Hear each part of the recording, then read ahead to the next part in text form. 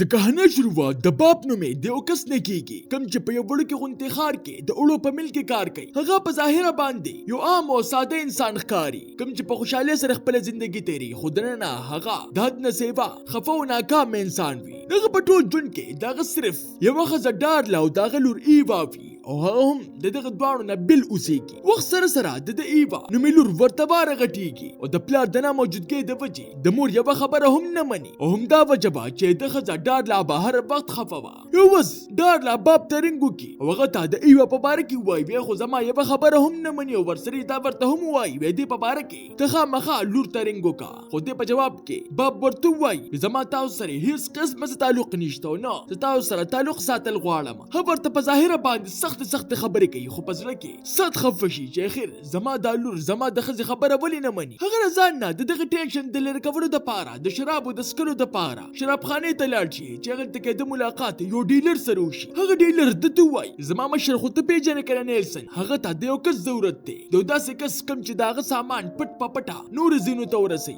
زموږ مشر نیلسن به هغه لا دې په بدل کې دومره پیسې ورکړي چې کوم هغه کس په خپل ژوند کې په مسلسل نوکرۍ کې چرې هم نشي ګټلی. د پورېدو سره باب حیرانه پاتې شو په سبا باندې دې چې کله په مل کې د نوکر په شان کار کوي نو د یو ماشین خراب شي د دغه ماشین په معاینه کې لګیا وي چې هغې ته داسې په سوچ کې لاړ شي چې زه دې ته ورودانګم او د خپله زندګي ختمه کړم او چې څنګه د څه کولو والي نو په دې وخت کې هغه له یو ملګري اواز ورکړي چې په دې سره هغه ویریږي او راشاته شي. څه وخت پس دې د مل د مشر نه چوټې وغواړي او د چوټې د ملاوېدو نه پس د خپل سامان راواخلي او د دغه ځای نه بار ته روزي. خو د شپې په وخت کې د خپل ځان بیمار او کمزوري محسوس شي. د ډرایوینګ کوي چې دغه کمزورۍ د وجې د ده نه ګاډي بې قابو شي او په تلو کې یو پل سره وجنګېږي په دومره زور سره چې پکې دی په ډېر مشکله سره بچ شي. په دغه یره کې ډېر زر نیلسن ته رنګ میله وکړي او هغه ته ټوله خبره وکړي او ځان د ساسمه کولو دپاره هغلته کې یو هوټل ته لاړ شي او سیده د هغې په غسلخانه کې ورننوځي. هغلته کې چې دې څنګه د خپلو لاسونو نه وینه صفا کوي او خپل کمیس اوچت کړي په خپله خېټه باندې د زخم په لیدو سره د ده خپو نه ځمکه وتښتي ولې چې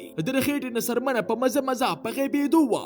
هغلته کې په ساس طریقې سره خپل ځان پټې راپټې کړي او څنګه بار ته روزي. په دې وخت کې نیلسن هم دغلته کې راورسي. باب هغه ته وایي ما سره خو د خپل ګاډي ټیک کولو پیسې هم نشته ما له څه پیسې راکړه. نیلسن ورله یو پیشکش ورکړي وی که چېرې ته ما سره دغه سامان په وړو کې مرسته وکړي نو اوس په دې ساعت په درله دا ګاډي ټیک کړمه چې په دې سره په مجبورۍ کې باب پای خبرې باندې رضا شي. نیلسن دې ځان سره خپل کور ته بوزي او په سبا باندې دې ځان سره ځنګل ته بوزي او هغلته کې په یو میلو باندې د ډس کبرو نه پس چې کله هغه مړ شي نو سر ته نه کټ کړي او په ډبي کې واچوي ولې چې دوی په اصل کې په غیر قانوني طریقې سره ځناور وژل او بیا به د هغې د سمګلینګ کار کوو. په سبا باندې هم هغه ډبې باب له ورکړي او هغه ته دغه ځای پته ورکړي چېرته چې دا وړل پکارو. باب ګوري چې ما له خو ګاډي واقعي ټیک کړی دی او هم په دې سره هغه د خپل منظر په اړخ باندې روان شي. د شپې په وخت کې د خپلې ښځې د ډارلا کور ته لاړ شي چېرته کې چې ده ته پته ولګي چې زما لور ایوا بغیر د مور د تپوسه د خپلې ملګرې سره په کور کې شپې تیساره شوې ده. په سبا باندې د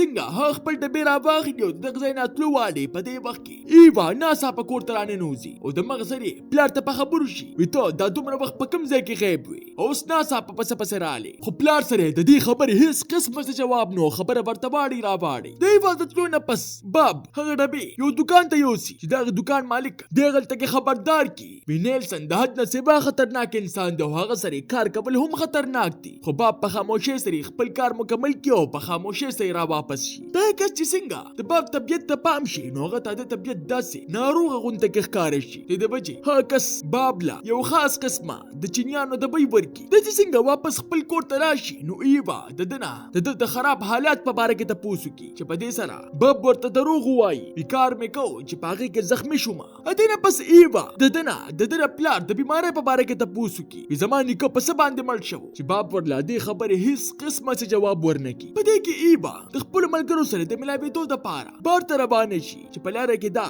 د څه چینیانو دکان ته ودرېږي. دا څنګه هغه دکان ته ورننوځي نو هغلته کې چې کومه ښځه سودا خرڅوي هغه دې ته څه د بیان وښایي او ورسره دا ورته هم ووایي چې موږ یو غټ ډاکټر راغوښتلی د هغې سره میلاو شه. خو ایوا د ډاکټر سره د ملاوېدو نه انکار وکړي او صرف د چاو د اغوستو نه پس د مغز سره د هغه ځای نه لاړه شي. د دې نه پس دا چې کله خپلو ملګرو سره میلاو شي نو هغه ټول په یو ځای باندې فیصله وکړي یونګ به هسې د مزې دپاره هی خوشي او زوړ د دماغ هسپتال ته چکر وخو او په ګپ ګپ کې دوی د پیریانو ماماګانو خبرې هم شروع کړي. ایوا خپلو ملګرو ته وایي یو وخت چې زما نیکه هم په دغه هسپتال کې داخل و او زه به هم تاسو سره زما د دې دپاره چې ما ته د خپل نیکه د بیمارۍ په باره کې پته ولګي. دوی چې څنګه دغه هسپتال تاخانې ته ورکوز شي نو هغلته کې دوی ته په سپینو کپړو کې یو کس په نظر راشي. وایي څنګه کس د دوی د قدمونو اوازونه واوري نو هغه ناڅاپه داسې غیب شي چې بیا دوی ته په یو ځای کې هم په نظر رانشي. په دې سره د ایوا یو ملګری د دې لاس کلک ونیسي. وایي څنګه هغه د ایوا لاس ته پام وکړي نو د هغې نه چغه وځي ولې چې د ایوا لاس په منځ کې غیب و. په دې سره د ایوا ټول ملګري ویریږي او د د لاسه بار توزي او دا په دغه هسپتال کې یوازې پرېږدي. بل خوا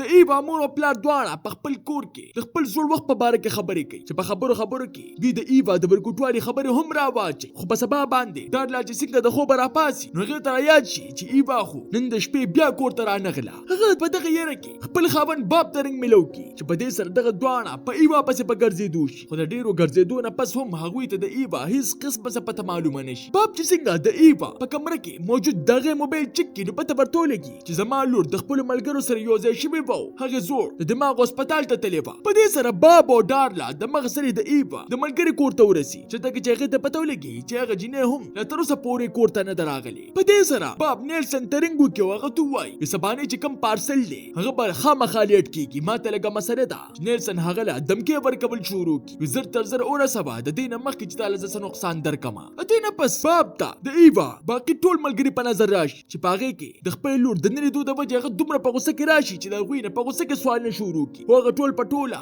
دومره یېرې اخیستلې وي چې دې ته یوه خبره هم صفا نه کوي. په دې سره دوی هغې سره لاس واچوي چې اخر یو هلک دته وایي وي موږ ټولو هغه د دماغ هسپتال ته د تلو منصوبه جوړه کړې وه. هغلته کې موږ سره څه داسې واقعې وشوې چې موږ ټول وتښتېدو او ایوا رانه هغلته کې چرته روکه شوه. په دې سره باب پوهه شي چې زما لور خامخا د خپل نیکه د بیمارۍ د راز د معلومولو دپاره هغلته کې تللې ده. بل خوا ایوا چې څنګه پوه کې راشي نو په خوا دې خوا کتو سره هغې ته اندازه وشي چې زه چا په پنجرې کې قید کړې یم. باب او ډارلا چې څنګه هغې د دماغ هسپتال ته ورسي نو دغه ځای د سکیورټي والا هغوی د دن له تلو نه رامنې کوي. خو باب په دې وخت کې دومره په غوسه کې چې دغه ځای سکیورټي والا سره په جګړه شي. خو ولې چې دې په دې وخت کې سخت بیمار و د دغې وجې په ځمکه باندې راوغورځېږي. په دې کې یو ډاکټر دلته کې راشي. ها ډاکټر چا چې باب د ورکوټوال راز پیژنده ولې چې د باب پلار هم په یو وخت کې دغلته کې داخل و. هغه ډارلا ته ووایي د باب طبیعت ټیک نه دی او هغه ته د علاج ضرورت دی. د دې د وجې هغه به دلته کې څارول پکار وي. د بیمارۍ په وخت کې باب ته خپل ورکوټوالی رایاد شي چې څنګه به زما پلار په دې هسپتال کې داخل و.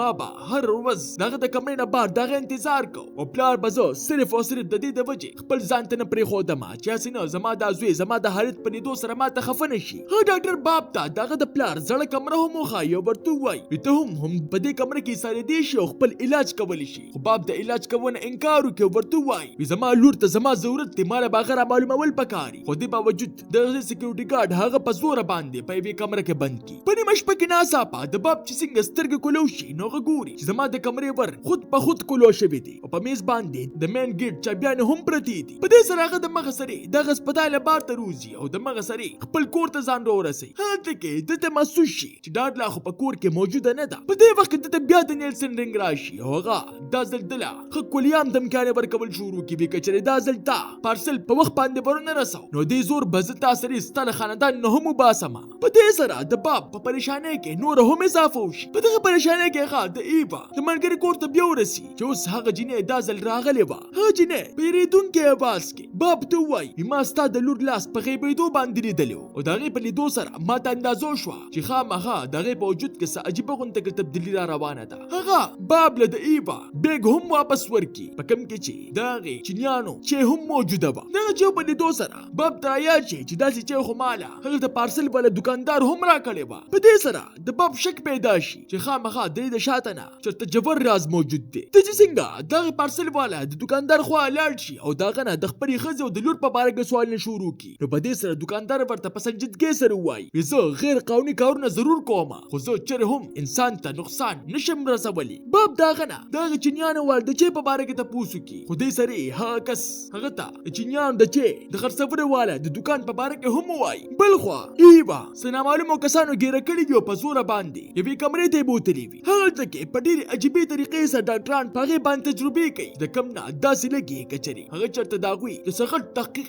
حصه وي. په دې سره ایوا هغوی ته چغې وهي خو د هغوی په زړه کې هېڅ قسمه سره هم نه وي. په دې کې ډېر زر باب دغه چینیانو والا دکان ته ورسي او هغلته کې د موجودې ښځې نه هغه د خپلې لور په باره کې سوال وکړي چې په دې سره هغه ښځه په یره کې راشي خو بیا هم هغه ته رښتیا ونه وایي. په دې وخت کې د باب نظر دغه دکان په بل ور باندې پروزي چې دغه چې د ایوا سیکل پروت و. په دې سره باب خپله ټوپۍ لري چې په لر کولو سره دغه سر نیم په نیمه غیب شوي وي. د دې خوفناک منظر په لیدو سره دغې ښځې په خپلو سترګو باندې یقین نه راځي. اوس د هغې یقین پوخ شي چې دی هم بالکل د خپلې لور غونته کې په بیمارۍ کې مبتلا دی. په دې وخت کې هغه د ډاکټر د کمرې اړخ ته وګوري چې په دې سره باب پوه شي چې خامخا په دې کمره کې څه دي او زر تر زره دغې کمرې اړخ ته منډه کړي. هلته کې په ورننوتو سره دې د مغز سرې خپلې جامې لر کړي ولې چې دغه وجود ورته باره په تیزۍ سره په غیبېدو. سیده په سیده په هغه دکان کې موجودې پتاخانې کې ورننوځي چېرته کې چې یو ډاکټر او د هغه اسسټنټ موجود و. باب بغیر د وخت ضایع کولو په هغه دواړو باندې حمله وکړي او د هغوی نه د ایوا په باره کې مطالبه وکړي. خو دې نه مخکې چې هغوی ورته څه ویلو په دې وخت کې دی د پنجرې نه د ایوا کمزورې غونډه کې اواز واوري چې د مغز سرې په هغه اړخ باندې روان شي چې هلته کې په وتلو سره دی ویني چې زما د لور هم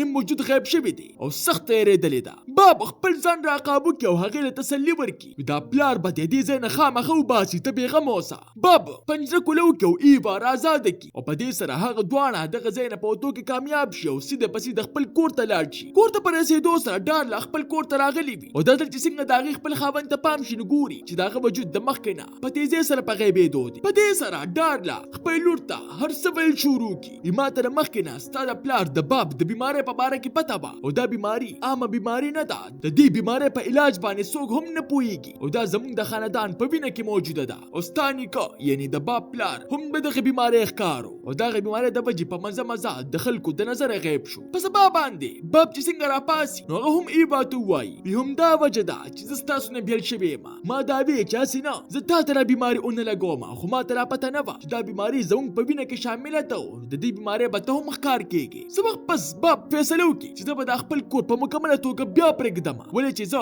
ورځ تر ورځه کمزوري کېدو سره غیبېږم هم او که چېرې نیلسن ته زما د خاندان په باره کې پته ولګېده نو هر څه به ته به برباد شي. خو هغه ته لور صفه ووایي زه تا په یو حالت کې هم واپس نه پرېږدم ولې چې دا بیماري تا ما ته لګولې ده اوس تا ما چېرې هم یوازې نشه پرېښودلې. موږ چې څه هم کوو دواړه به یو ځای کوو. ډارلا په نه زړه باندې او په ډېرې مجبورۍ کې هغه دواړه رخصت کړي. په لاره کې ایوا د خپل پلار نه سوالونه شروع کړي وي تا موږ ولې پرېښودو چې په دې سره پلار ورته په افسردګۍ سره ووایي زه چېرې هم په تاسو باندې خپل ځان بوج کول نه غواړم او همدا وجه وه چې ستاسو نه لرې تللي وم خو اوس ما ته په مزه مزه احساس وشو چې ستاسو نه تېښته د دې مسلې چېرې هم حل نه دی. د بدلو تلو کې ډېر زر هغه ځای ته ورسي چېرته کې چې د نیلسن بل ګاګ موجود و د لا پارسل رسولو. هغلته کې په ورسېدو سره ده ته پته ولګي چې زما خو مخ هم په غیبېدو دی خو ایوا هغه لا په مخ باندې خپل میک اپ ولګوي د سره په دې چې د هغه مخ په مکمله توګه باندې ټیک ښکاري چې واقعي د لور دا طریقې کامیابه شو هغه کس ته په کامیابۍ سره پارسل ورکړي. خو هغه پارسل دا ځل نیلسن ته راواپس شو چې څنګه هغې کولو کړي نو په هغې کې هېڅ